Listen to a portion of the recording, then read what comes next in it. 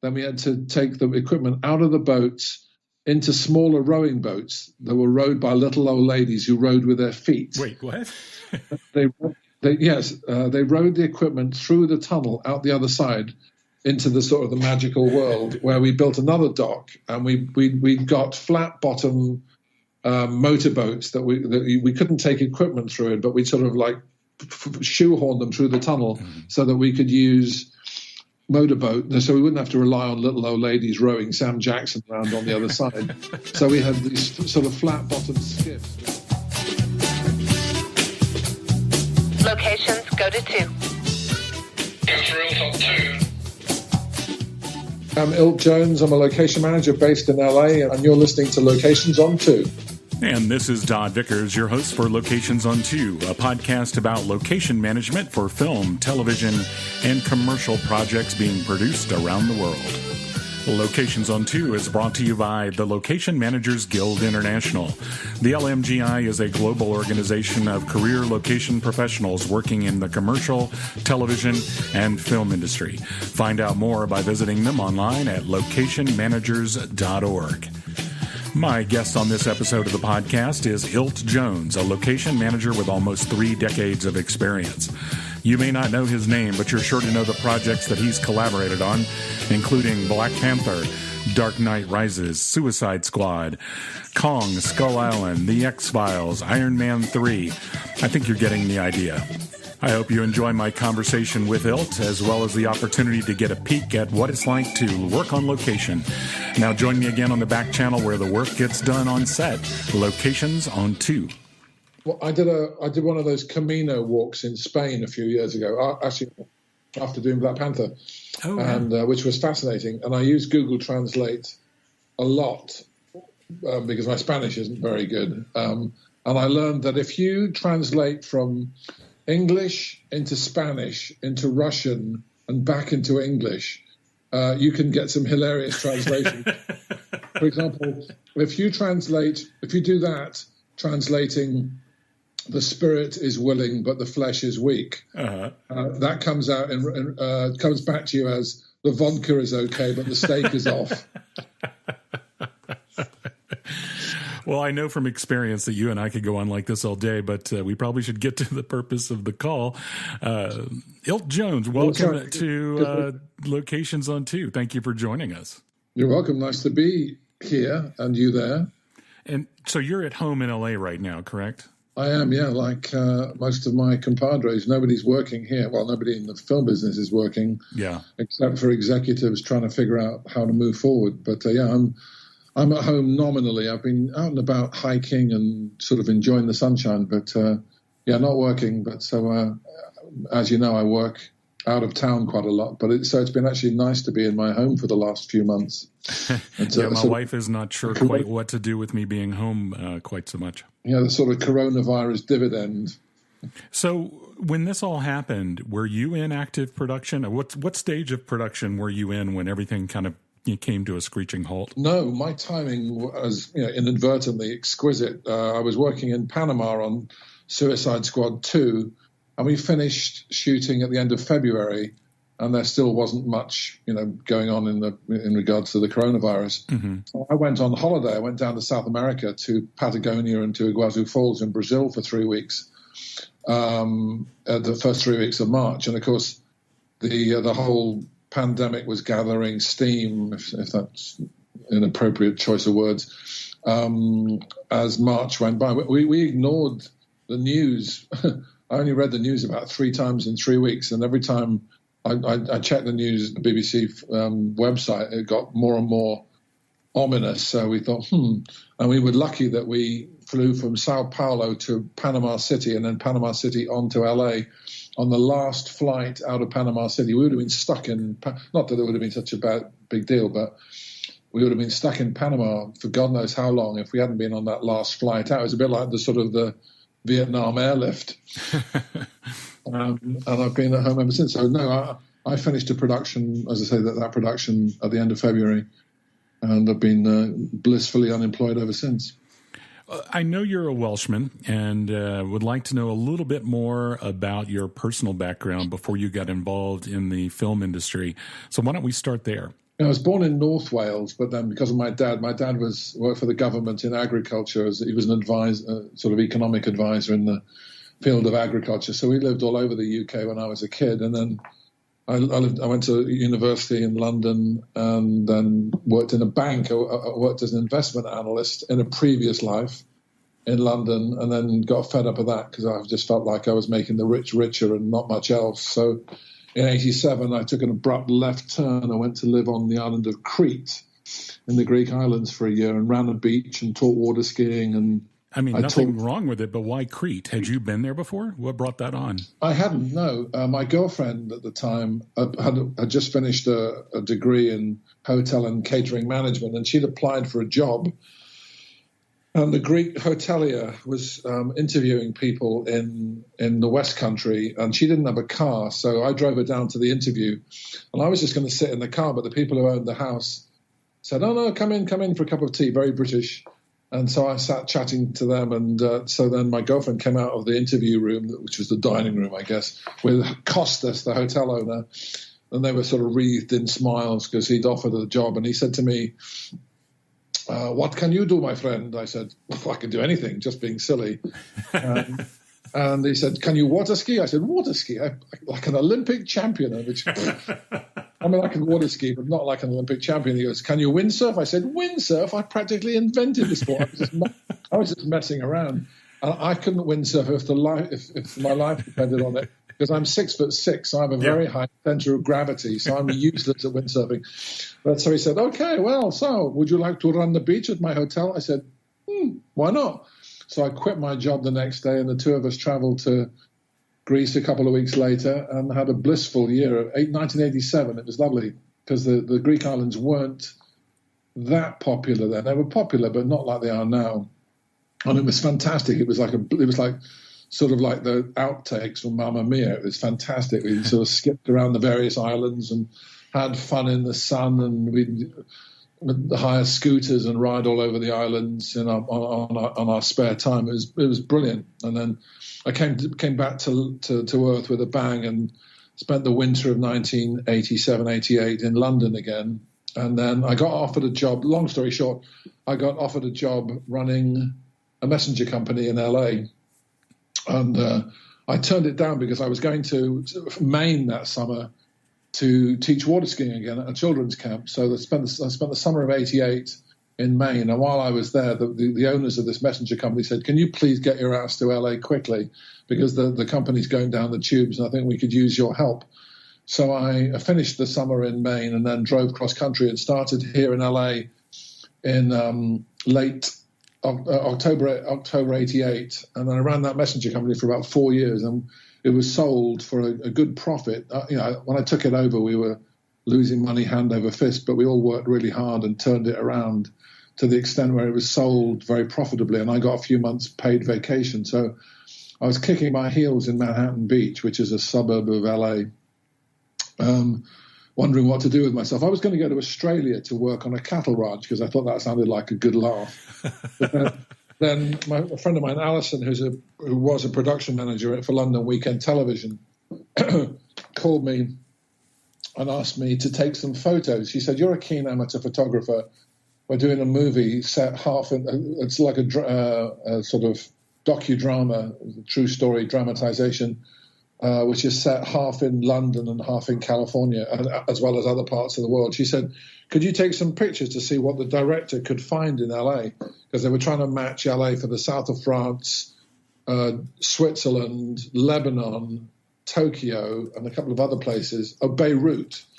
And I found places that the director, who turned out to be Paul Greengrass, who's now quite a big name director, and he loved the pictures. And he said to Alison, "Does this guy want to be a location manager?" So she called me, asked me the question. I said, "May have escaped your attention, but I've never done this before." And she goes, "Pish posh, details, schmetails. You've got bags of common sense. You'll be fine." So my first job as a location manager, oh my God, it was, to use a technical term, a bit of a cluster at first, because I didn't know about little details like maps and signs and crew parking and truck parking and other staples of the job. But I can't imagine. The first morning was hilarious. It was a massive mess, but we kind of figured it out she knew I didn't know anything about it. So between all of us, we figured it out. And most of what I know now as a location manager, I learned on my first 2 days on that job. That was 27 years ago. And of course, we descended upon quite a fancy neighborhood in Bel Air, or actually Brentwood in West LA. And I didn't have any parking for the crew and the truck. So people just parked wherever they liked and blocked driveways and actually parked trucks on driveway without asking. And of course, the before Film LA, I think it was just called the City of LA Permit Office. Their switchboard lit up like a Christmas tree with people complaining.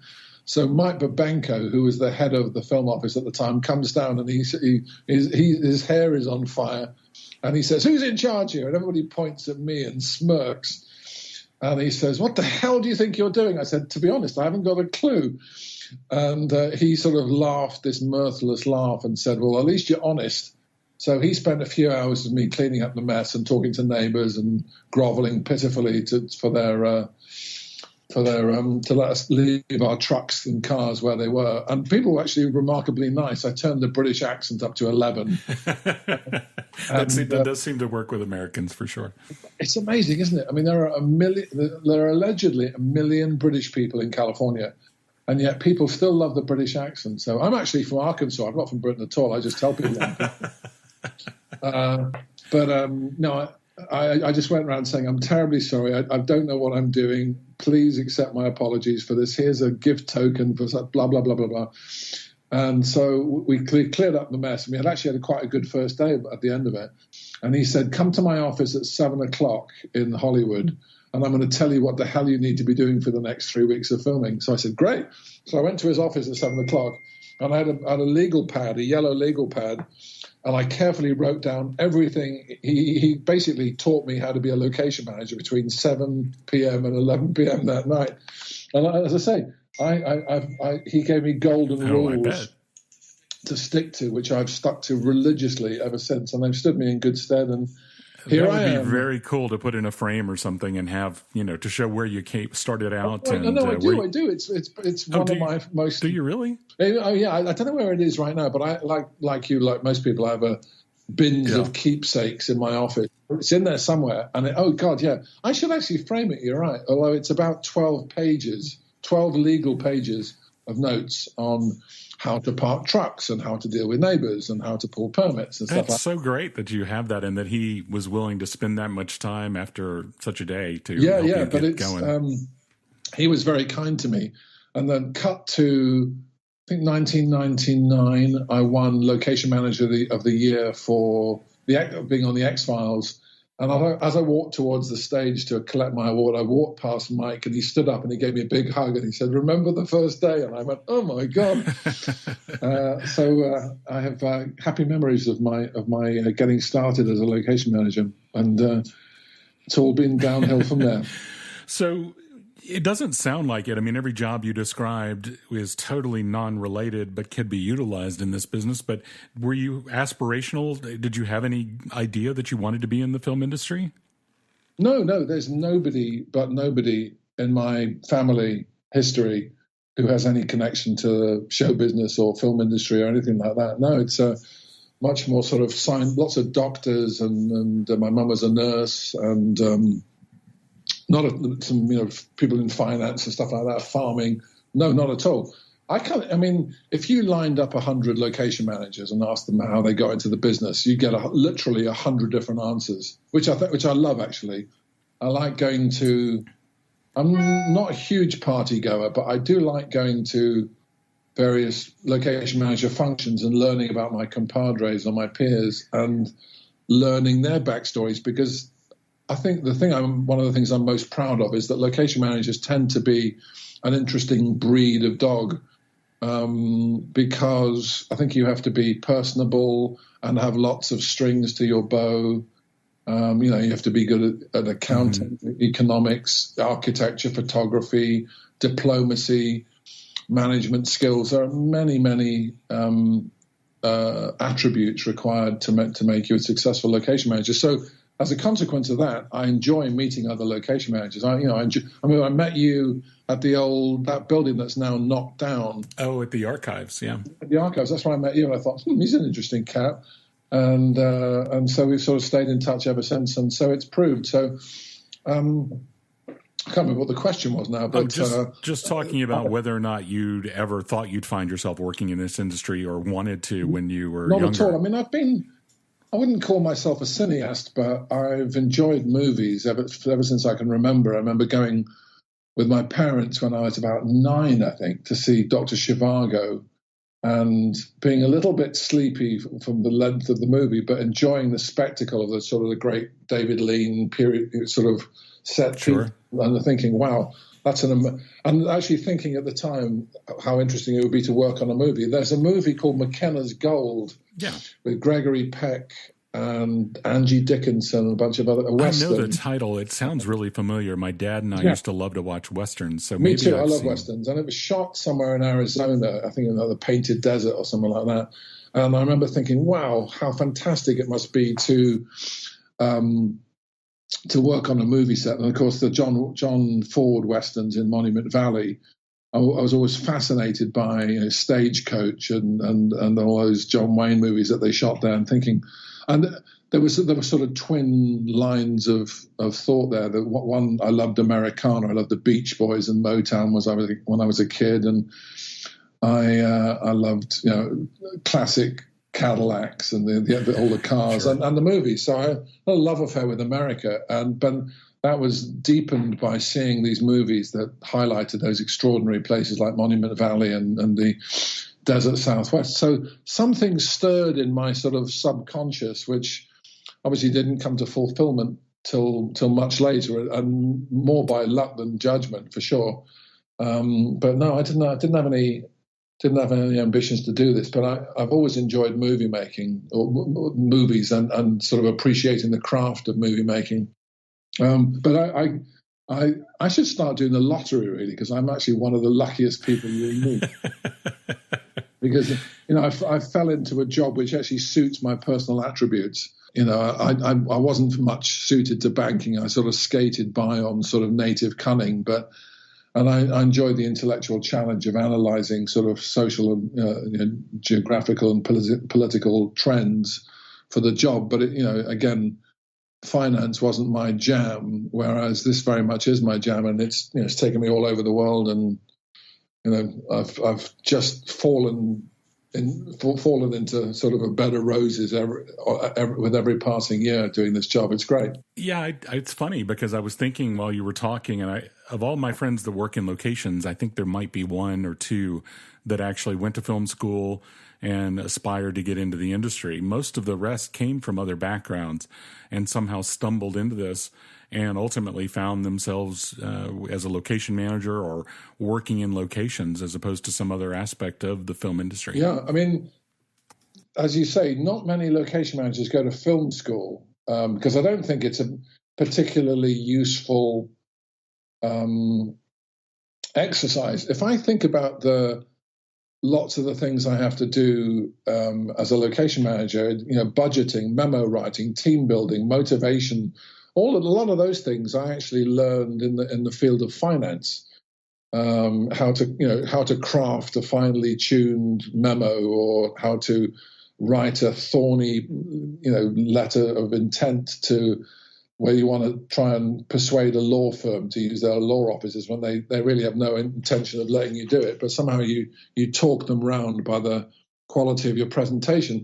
I don't think you learn that stuff at film school. I mean, obviously film school wouldn't do you any harm, but sure. I think when I think about the location managers I know that have got great finesse and a great variety of skills, they've quite often learnt those things outside the medium of film.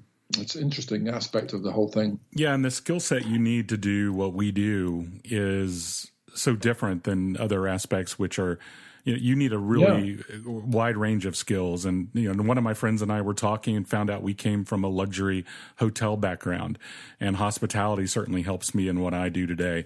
I've known a lot of people that come from hospitality and other fields as well, but yeah, it's absolutely. Definitely. I mean, there are lots of very similar jobs, people who run event spaces and stadiums and things. And we were filming Dark Knight Rises in Pittsburgh, and we were coming into Heinz Field right after U2, and we were going to be coming in hard on the heels of them taking down their stage and all their trucks pulling out. So I met with their tour manager, their sort of ops manager, and we've discovered our jobs were almost identical in terms of setting things up ahead and getting the thing done and then breaking it all down afterwards. So, yeah, lots of similarities to our other industries. Yeah.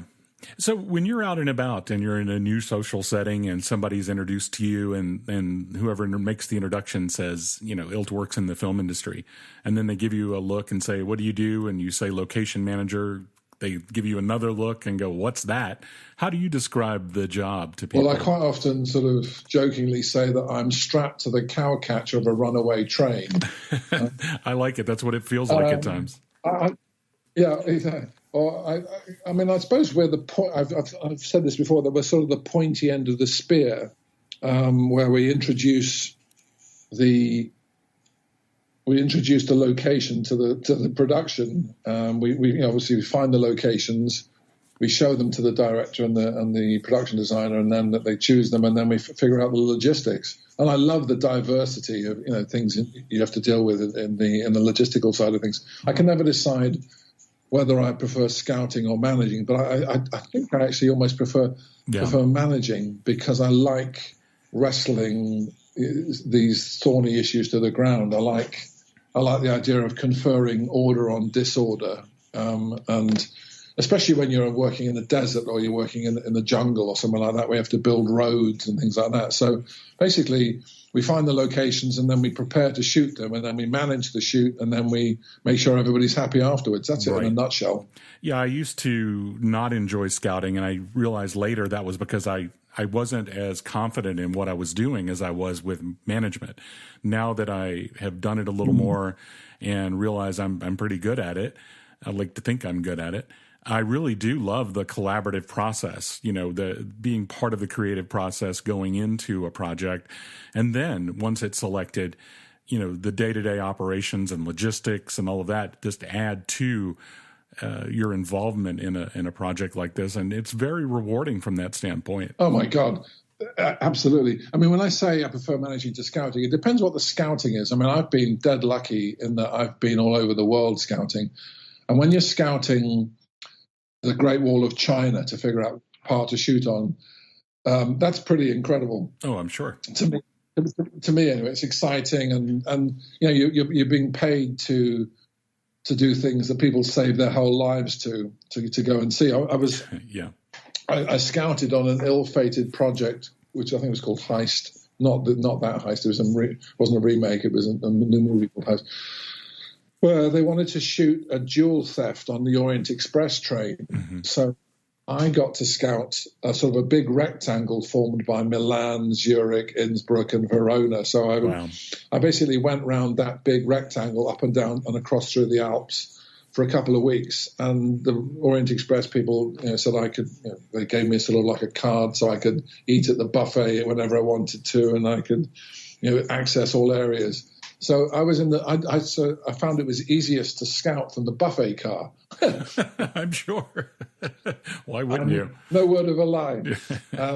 So I would just sort of drink endless cups of excellent cappuccino and consume vast amounts of Kit Kats while casually taking panoramic photos out the window. And I'd bump into people and they say, "What are you doing?" Because I'd sort of be leaping across from one side of the carriage to the other.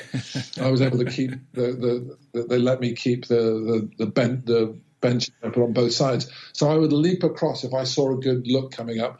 And people would say, "What are you doing?" And these people would say, "Let me get this straight. You're getting paid to be on the Orient Express for weeks. And we've saved up our entire effing lives to do this. That's bullshit." And some people were sort of incredibly envious, as like I say, I've had a lucky life as a location manager, and that was a case in point. But then, having said that, then I come crashing back to earth. The next project I work on, I have to scout for apartments or houses, and scouting houses and apartments, there is no greater illustration of the beauty is in the eye of the beholder, because getting yourself and the director and the designer and the producer to agree on a house, as you know, can be painful. Yeah. So I find myself going, 1 minute I'm in the Great Wall of China, the next minute I'm losing the will to live, scouting apartment buildings somewhere else. So, all locations people have been there for sure. There's nothing. Exactly. I mean, there's some scouting is more sexy than others. But it's also equally as important. The idea that the locations can become another character that is memorable and important to the production is one that gets lost on people. Absolutely, a lot of the times. And that's part of the job I'm most proud of, is helping to sculpt the look of it. Yeah. I was working on the X-Files. I did 90 episodes of the X-Files back in the day. Which was, I knew you had done a lot. I didn't know it was 90 episodes. 4 seasons, yeah. Wow. There was one episode where David and Gillian were supposed to be trapped inside a video game, and they wanted to have these baddies on motorbikes zooming around the neighborhood at night firing machine guns. And I thought, oh, God, that's going to be a nightmare, because it was going to take about a week to film. So I suggested there's a series of warehouses, very interesting New York-style warehouses with fire escapes and what have you, very cool old buildings, the Rykoff buildings in downtown LA, and I thought it would be great to use, because it had a great angularity, and the geometry of the buildings was really interesting. So I thought I'll suggest, as an alternative to racing around a neighborhood, which would be painful for everybody concerned and expensive to buy, because we would basically have to buy out everybody because nobody would get any sleep for a week. I said, why don't we use this warehouse area, because there's great symmetry and it kind of looks sort of Sim City style. And I showed them to Chris Carter and the director of the episode. Oh my God, this is a great idea! And it turned out to be a beautiful looking episode. The DP did a great job of the lighting of these warehouses at night, or his electric team did anyway. And it turned out to be a very well thought of episode. Oh. It's funny that you mentioned that, because it sounds like I was going to ask the question, and it sounds like you've kind of answered it already. I was wondering if there ever had been an opportunity for you where you had been sent to find a specific type of location, but came back with something totally different than what they had originally asked for, but they fell in love with it, adapted it, and embraced it. Absolutely, many times. Sometimes it's out of self-interest, because I thought this is going to be crazy. I know that feeling. We ended up doing the X-Files episode at the Rykoff warehouses, and they loved it, because whereas previously they'd wanted to do it in a neighborhood, which would have been sort of blah, they had these amazing angular, geometric, imposing buildings, and they lit them beautifully. They underlit the fire escapes, and they uplit the buildings themselves. And they loved it, because it really felt like you were inside a video game. And so I really enjoyed having an influence over that. And then on another movie I worked on, it, Inception, the Chris Nolan movie. Sure. Really good movie. That was written originally for New York, and there was a scene, I don't know if you remember it, but there's a scene where a van crashes off a bridge in slow motion. Yeah, I do. That was originally written in the script as crashing off a parking garage roof into the Hudson River. And of course, doing it in LA is problematic, because there's no rivers or concrete canals that masquerade as rivers. Yeah. And there are certainly no parking structures right next door to them, as there are on the west side of New York. Right. So I came up with the idea of, instead of crashing off the roof of a parking structure, crashing off the deck of a bridge in the harbor. Now, originally, my idea was that there's a bridge, it's gone now, called the Commodore Heim Bridge, and the central span would lift up to allow to allow ships to pass beneath it. And actually, on an X-Files episode, funnily enough, we crashed a car through the back. Basically, when the bridge is in the up position, the cars on either side of the bridge have to stop at a barrier to stop them going over the lip into the gaping maw left by the bridge in the up position. And so we basically crashed a car with Lucy Lawless in it, from the deck into the harbor on an X-Files episode. So that was my idea to Chris. So I took him down to see it. And he said, well, instead of crashing off the roadway into the opening where the deck was, why don't we crash off the deck itself? Why doesn't the van go up on the deck? So all of a sudden I could feel my stomach churning as he was asking me. So I thought, oh God, I'm going to have to ask Caltrans if we can put people and equipment and vehicles onto a lifting bridge, which is not designed for that. So originally they turned us down at first, but we flew up to Sacramento and groveled pitifully. We got our knee pads on. And basically they let us take 25,000 pounds of weight off the bridge. We took bits off the bridge. Holy cow. Like railings and signs, because we calculated that the weight of the vehicles that were supposed to be on the bridge and the camera equipment and the crew up there would be about 25,000 pounds. So Caltrans, bless them, eventually agreed to let us take the bridge apart partly in order to compensate, because of course the bridge deck is supposed to go up with no weight on it. Right. So we had to take weight off so we could put weight on so that the bridge, the brakes and the mechanics of it would even out. So that was one situation where I came up with an alternative to the parking structure crashing into the river, and we did a bridge into the harbour. So, and that worked out really well. Chris loved it, and I think it turned out pretty well in the movie. But I had to do some fast footwork to deliver what I'd suggested we do. It's one of those cases of be careful what you ask for. How long did you have to close it down in order to prep, shoot, and wrap that? Was it just a single day or multiple days? Yeah, we shut it down from a Friday night to a Monday morning. Gotcha. And we first of all took the metal off the bridge, and then we put the equipment on. Then we filmed on the Saturday in the up position. Or actually, we filmed on the Saturday with the bridge going up. And then overnight, we put locking mechanisms to make sure the bridge didn't fall down. So it was a huge megillah. We had barges in the harbour with these gigantic cranes putting in these sort of welding in these little braking mechanisms to make sure that the bridge couldn't collapse with people on it. It was a big deal. No kidding. I can tell. Yeah.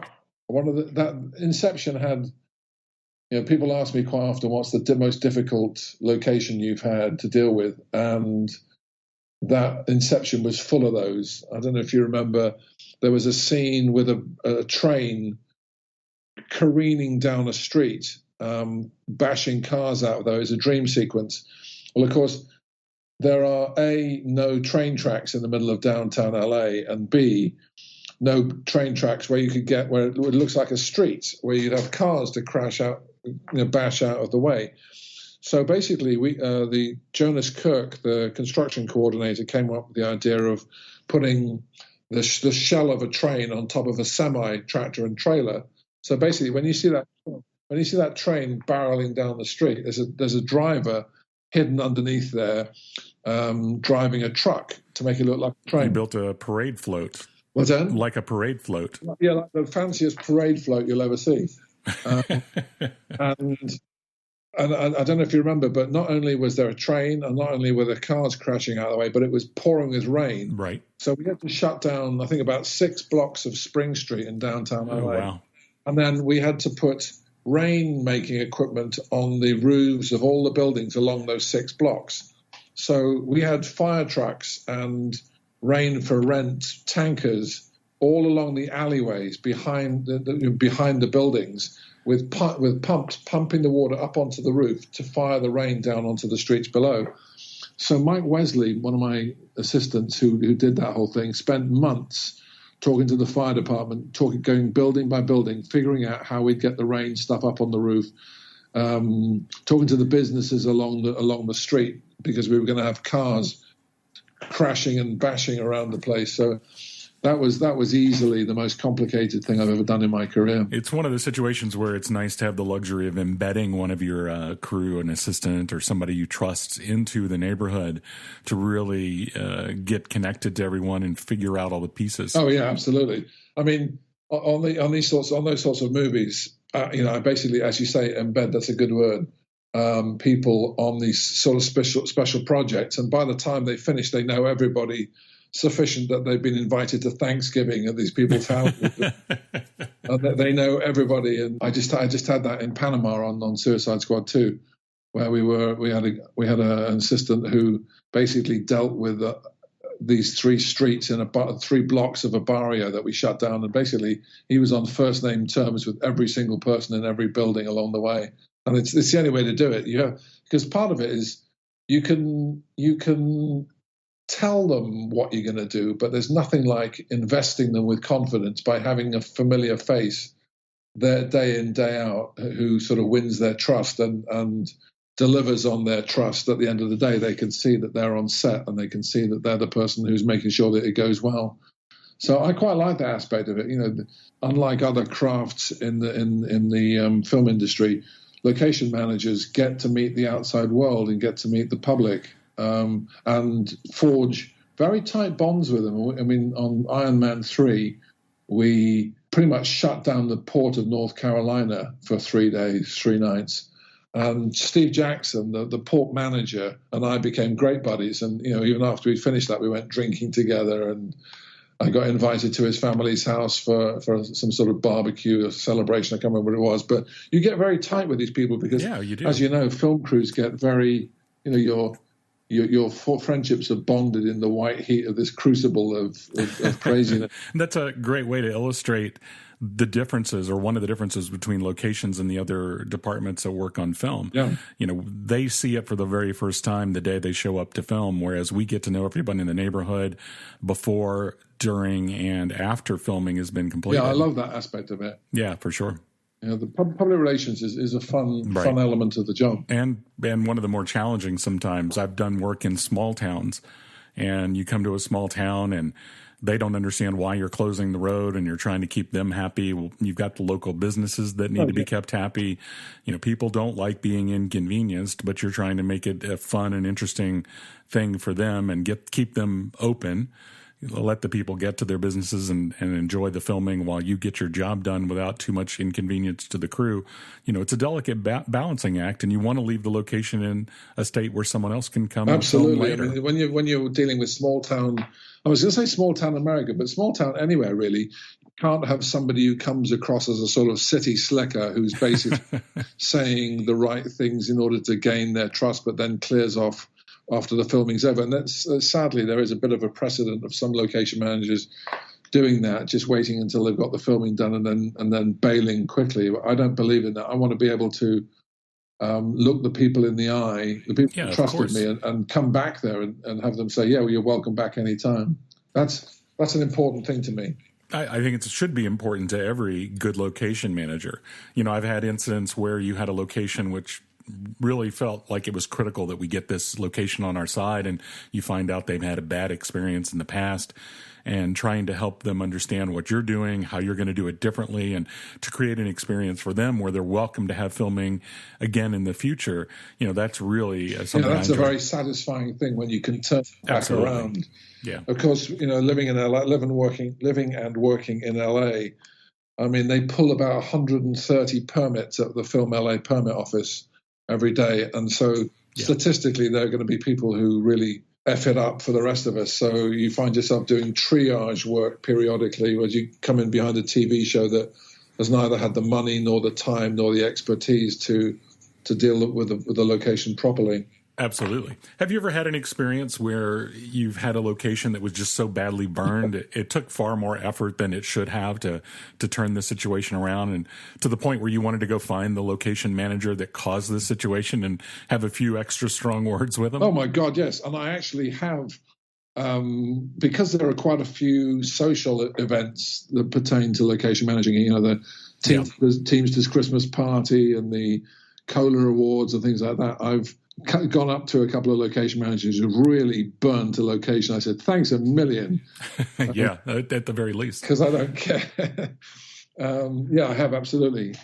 There are people I wanted to hunt down like a wounded dog and pummel them with a baseball bat. We had that on Birds of Prey. We filmed at an apartment building. And we got hijacked by this guy who had been so badly treated by a TV show. And he said, you can come here, okay, but it'll cost you $10,000. And of course, on those big movies, there's like a runaway train. Once you've started rolling, and once you can't sometimes find this information out until you're pregnant, and you know when. So you have to do something about it. So I spent literally hours talking this guy down from 10 grand to 2 grand. I would go there every night and talk to him for hours on end. And as you probably know, half the battle, actually not even half the battle, 95% of the battle is hearing somebody out. Oh, absolutely. Just listening to them tends to be the first step in a sort of resolution. And I listened to him for, interminable hours while he droned on about it. But if you're patient and you wait long enough, you can talk them down. Because I don't want to be the sort of person who works on a big movie and throws the money around so that when smaller budget companies come in, they can't afford it. I don't want to be that person. So far, I've avoided that. When I came to Atlanta and did Black Panther, we worked very hard not to be that show that comes in and screws it up for everybody else. And we really appreciate that, because I've certainly run into that situation. And, when you're working on a smaller project, it makes it really challenging for your budget. Yeah, exactly. I mean, because I'm sort of, I'm an out-of-towner, I consider myself a guest in the various territories where I go to, whether it's Atlanta or Chicago or Detroit or whatever. I don't want to be the person when I leave, the locals go, thank God he's left. No. Has there been a location that's revealed itself to you in an unusual way, one that you didn't expect, that kind of fell into your lap along the way? On Kong Skull Island, which I did a few years ago, we talk about making a rod for your back. We had an extra sort of day before, or 2/3 of a day before we were due to leave central Vietnam for Hanoi to fly on to somewhere else. And so just for funsies, I thought I would just for funsies, I thought I would show the director and the producer a wonderful backcountry area where you had to go through a tunnel in a river into this backcountry, which was a sort of a magical paradise. And I prefaced the suggestion with saying, look, this is obviously not a practical place for us to shoot, but I thought you'd like to see it. And the producer, famous last words. Yeah, exactly. I could see his eyebrow arching like Roger Moore. And he took me aside. He said, you better not have been accidentally screwing me over if we go to this place. And sure enough, we take this magical journey through this winding river. We come to the sort of cave tunnel. We all have to sort of bend down in order to get through it. And then we're out the other side.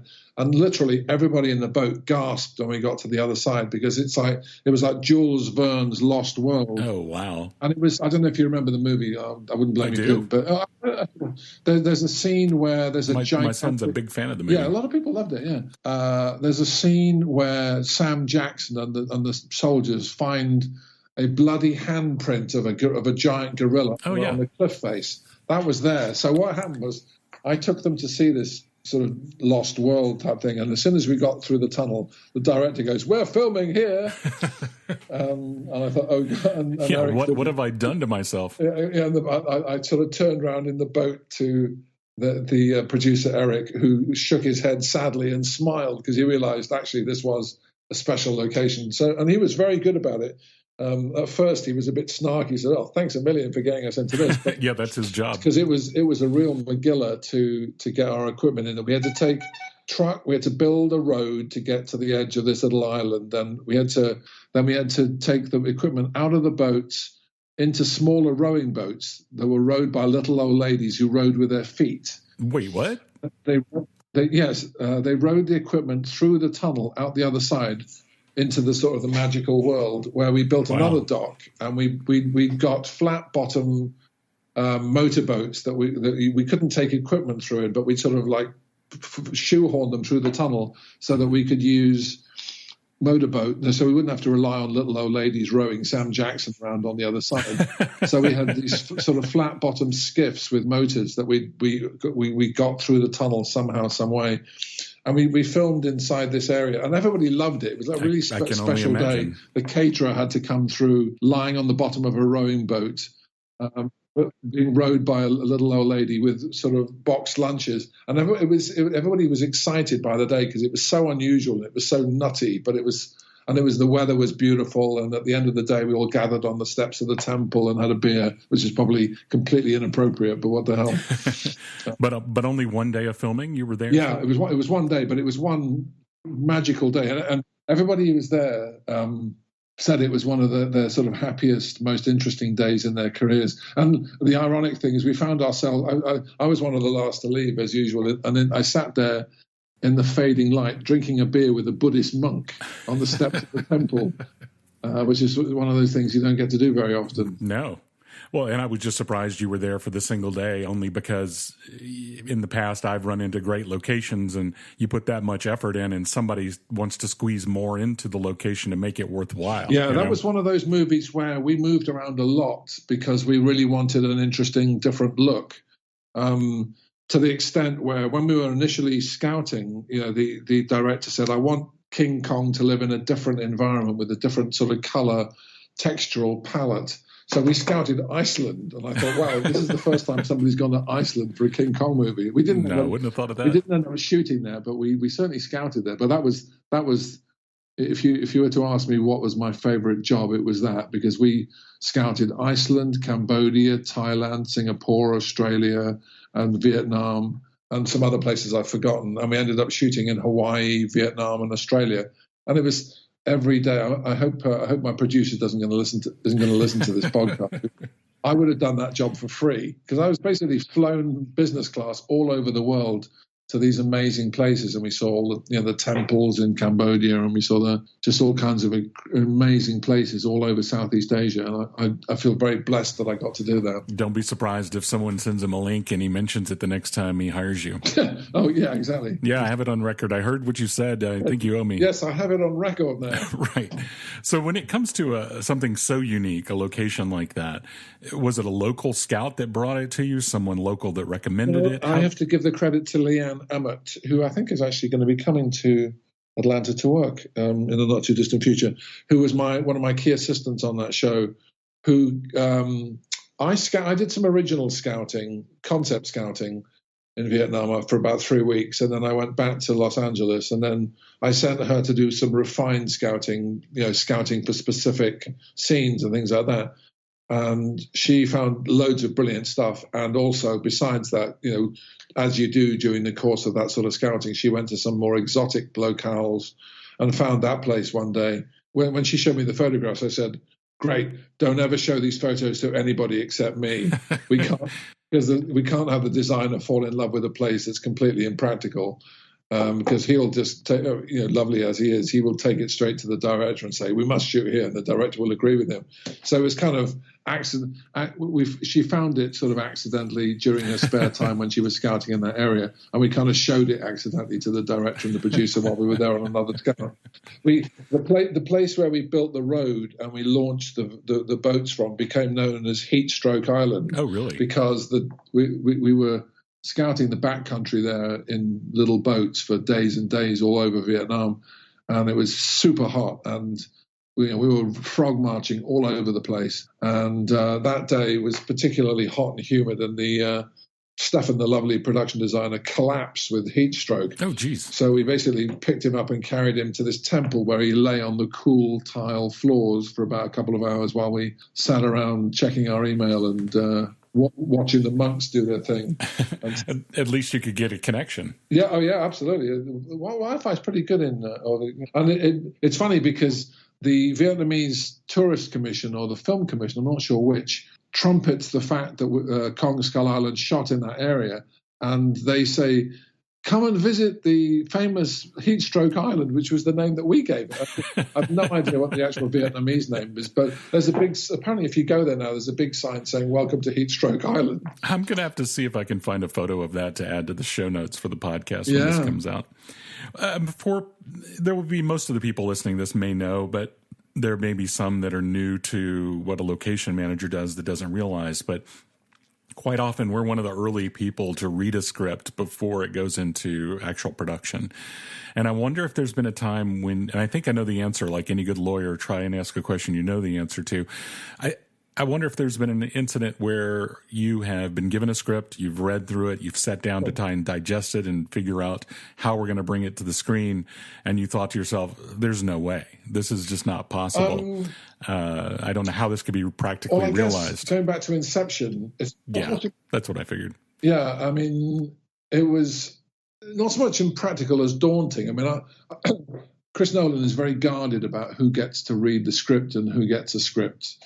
But of course, we have to read the script to know what the hell we're looking for. Right. So, but on my first day, I presented myself at Warner Brothers and had to check my bag and my pens and my phone into a locker and then go into this room, read the script. I couldn't take notes. I couldn't take pictures. I couldn't do anything other than read it. So I read it carefully through once from about 9:30 till about 12. Then I sort of reeled out of the room with my head spinning, went to the Warner Brothers commissary, and went back into the room at about 2 o'clock, read it again, and then went home, took 3 Advil and lay down in the room. Because I thought, I'm not sure what I just read. Oh, my God, it's so confusing. And, of course, I couldn't take any notes. I just had to memorize what I needed, and I frantically made notes as soon as I got back to my car after reading it the second time. But, yeah, I thought, this is a tall order. And of course, at that stage in the proceedings, because as you say, we're on very early in the proceedings, I didn't know what would end up being stage sets, what would be locations, and what would be visual effects. Because as you can imagine from having seen the movie, there's a fine line and there's a grey area between what's CGI and what's real and what's stage. It wasn't so much, oh God, this is impractical. It was more like, oh God, this is daunting. And some of the Transformers movies, I'd see lines like Transformers, like tanks come over the sand dunes towards the pyramids, rapidly firing 50 caliber machine guns, blah, blah, blah, blah, blah. In every single Transformers movie I worked on, if we were lucky enough to get a script before we started scouting, which we seldom did, there were always things like, oh God, how are we going to do that? Right. Involve blowing something up. Especially when they've decided they've changed their mind. They say that's going to be done in post originally, but then they want to do it practically on location. Absolutely. Well, you know that at the end of Kong Skull Island, there's the sort of the monkey fighting with the dragon in the lake, in the fiery lake. Right. Well, that started off as CGI, and all of a sudden, with very little notice, we were going to be we built a lake. We built a lake next to a lake. That's how crazy that was.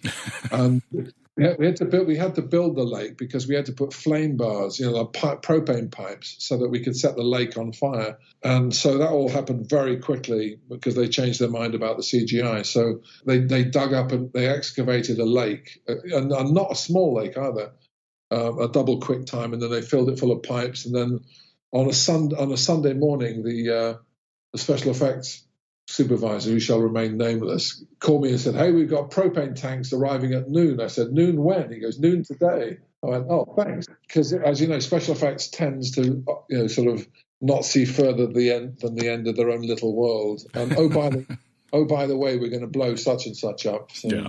And then you have something as simple as what seems simple anyway, a swimming hole. But the production designer's vision of what this swimming hole looks like doesn't exist where you are or anywhere that you know of, in spite of sending scouts out for days and days looking for it. So then you just find something you can at least start with to create this, put in a road to get the equipment, getting it tested, getting permission for the excavation from the county, that kind of thing. It's amazing the effort that goes into some of the smallest scenes. Yeah. I mean, that swimming hole was probably on screen for 20 seconds. Yeah, don't you love it? The ratio of screen time to effort. Yeah, exactly. Inverse proportion. Well, it's like that. There's that great, the greatest inverse proportion of script words to the amount of effort that needed was on Gone with the Wind. Just the two words. Atlanta burns. Exactly.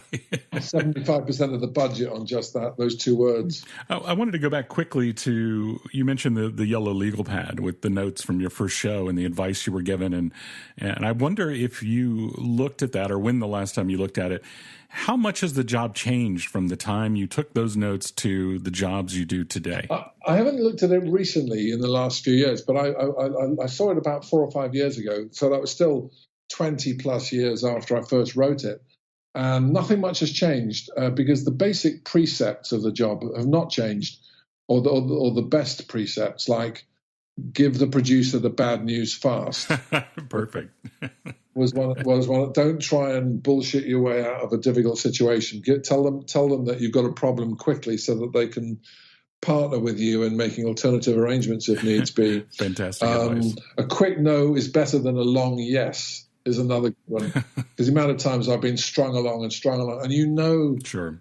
I've learned to realize that if somebody's interested, maybe yes, maybe not, they change their mind all the time, cut and run to another location. There are Right. a number of things like that I live and die by.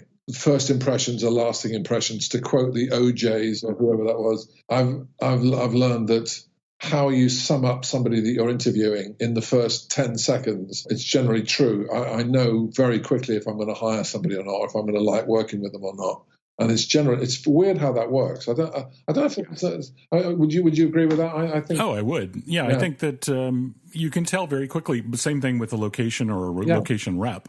You can tell very quickly if they're going to be easy to work with or difficult. And I've learned more and more to trust that instinct going into it. Yeah, exactly. And it's.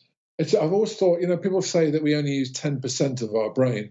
I've often thought that the other 90% is instinct, because we operate I certainly do operate so heavily on instinct, on my evaluation of a person or an evaluation of a situation. And I think the quality of your instinct determines the quality of the output. Absolutely.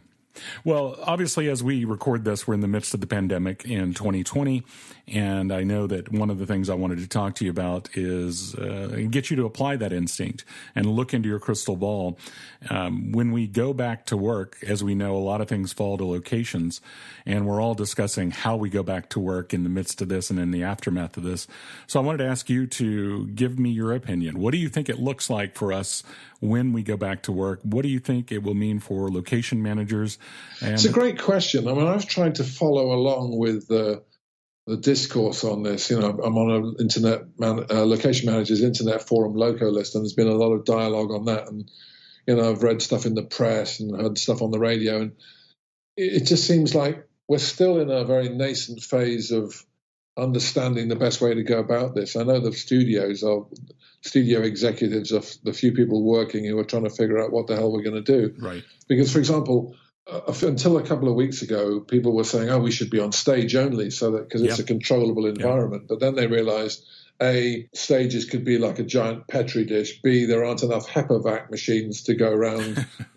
and C, there aren't enough stages to go around. So scrub that, be out in a nice windswept environment where there's plenty of fresh air, and everybody behind the camera wears masks, and scenes are staged so that the actors can be 6 feet apart or be shot in such a way as they don't have to be in close proximity. Right. It's I don't know. I mean, the film business is a bit like sort of a microcosm of society in general, where people are weighing up economic feasibility versus health and safety concerns. Sure. And so I think at first that people are going to go in hard on, temperature checks and sending people home if they're even remotely ill. All of that, the people talk about these pods.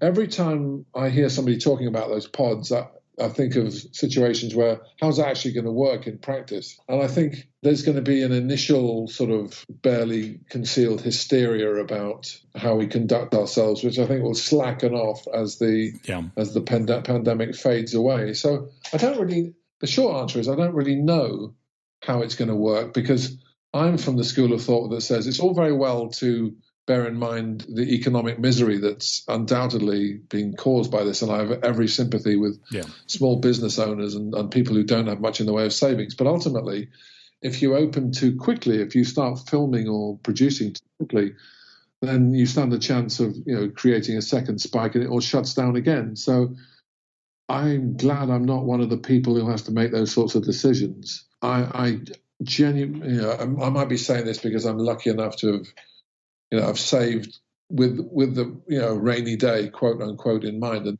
this is certainly that rainy day. I don't really want to go back to work until there's a fairly certain probability that you can do it safely. I'm 61 now, and so I'm starting to get towards that sort of age range where you're more susceptible, apparently. Right. So I don't know. It's hard to know how to answer it definitively. There's nothing definitive. Most everything is speculative right now. And I think in the same way there was trial and error with the means to contain it, mostly error courtesy of our president. Don't get me started on that. There'll be trial and error, of course, at first, and that's the tricky bit, because nobody's going to want to be the person who facilitates the error in that trial and error.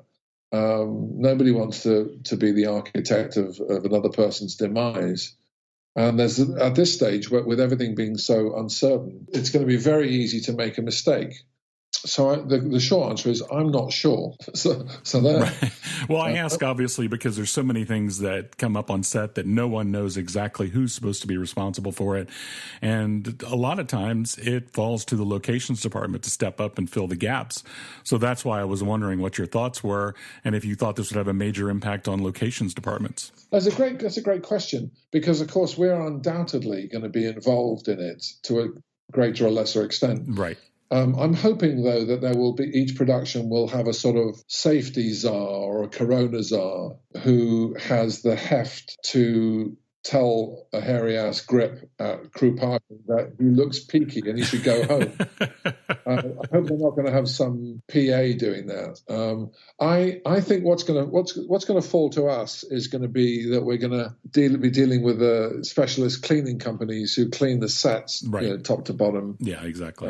Because that's going to be of vital importance, wiping down surfaces constantly. So I think we're going to be involved in that. I think it's going to fall to location managers to be the sort of logicians dealing with tents for, taking temperatures at crew parking. Yeah. I think that our whole unit base facilities are going to be different now. I think the way in which people eat lunch, are be 6 foot spacing, and therefore we have to double the size of the places we hire for lunch. Right. I'm hoping that I've heard a lot of talk about doing French hours or walking lunches, which I think is a good idea, because it means you're never going to have 150 people in the same place. Yeah, true. Just, if you have a formal lunch hour, then that's a different thing. But if you break people in dribs and drabs, that seems like a good way of maximizing the use of the space available and minimizing the amount of people who could be passing the virus around like a kindergarten.